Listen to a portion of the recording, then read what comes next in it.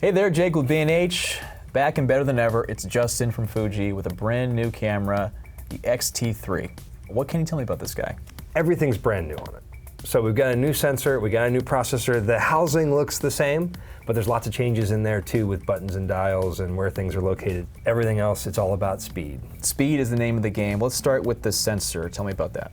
So it's a 26 megapixel, so a small jump from the previous generation sensor. It's the X-Trans CMOS 4. It's the 4th generation sensor that we're up to, and it's backside illuminated, which gives us more speed, more flexibility. It lowers our base ISO down to 160. So it was 200 on the previous generation sensors, it's now 160. But then all that data is fed through the new processor. So it's fed into the X Processor 4, which is a quad-core processor, which that has basically 3 times more processing power than the previous generation processor in the T2. So it's got more capabilities for processing autofocus data, for passing file data through the camera. Just everything about the camera is meant to do it quicker, faster, easier.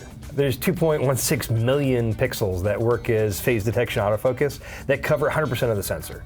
So before we really were, we were pretty broad. We were like, 60 to 80% of the sensor was covered before, depending on vertical or horizontal. Now we're 100%, so you want to run phase detection and want to run out to the corner. Yeah, we can do phase detection autofocus, track objects from the corner of the frame. Doesn't have to be in the middle.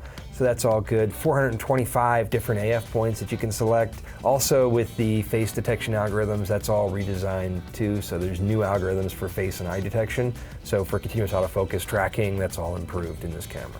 And I think you're telling me that within the pixel, they can move independently of each other, vertically, horizontally. Explain how that works. Well, the autofocus system, the actual, in a phase detection autofocus point, the way that it looks for focus, it actually has more data points than the previous generation sensor uses, and it can actually use those points independently. So it can search horizontally, vertically, or an independent pixel, actually hunting for focus by itself. But not only that, but now exposure is working independently of the autofocus? In the past, the sensor actually had to do a autofocus calculation, kind of stop, do an exposure calculation, go back to autofocus, and do these things independent, together, kind of like they were tied at the hip. Mm-hmm. Now they're independent.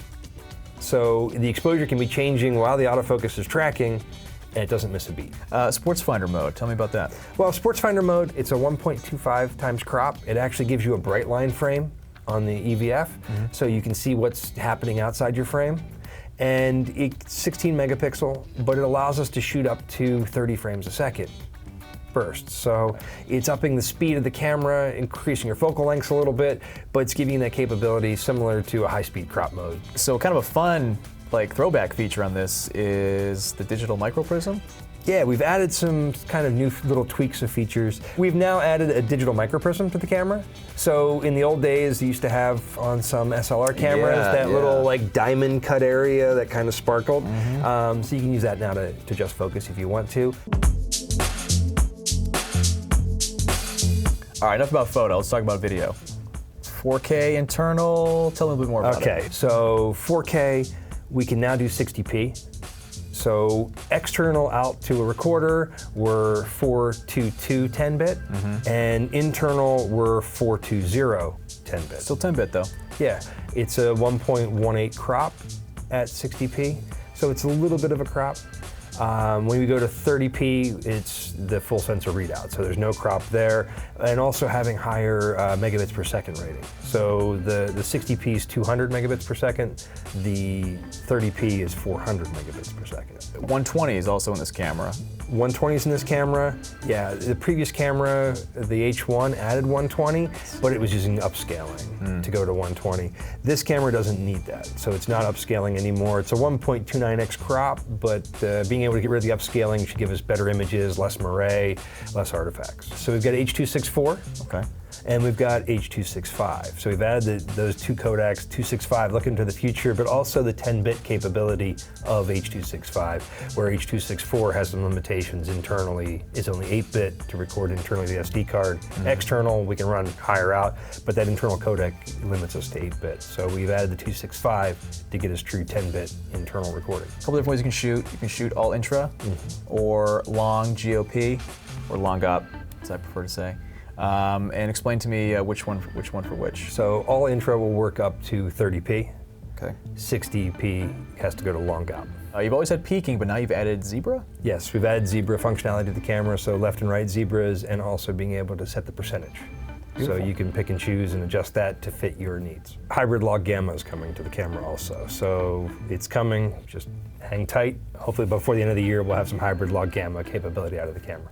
Beautiful. To the naked eye, it looks pretty similar, but there's a few different improvements on here. Yeah, there's lots of little things hidden around in it. Previously, the diopter didn't lock, so it was really easy to accidentally bump it. They've now added it like a watch crown. So you actually have to pull out in the diopter ring, turn it, and push it back in, and it locks that position. So you can't inadvertently just spin the dial and end up with it feeling like you're blind when you look through the finder. We've also made that the side door comes off.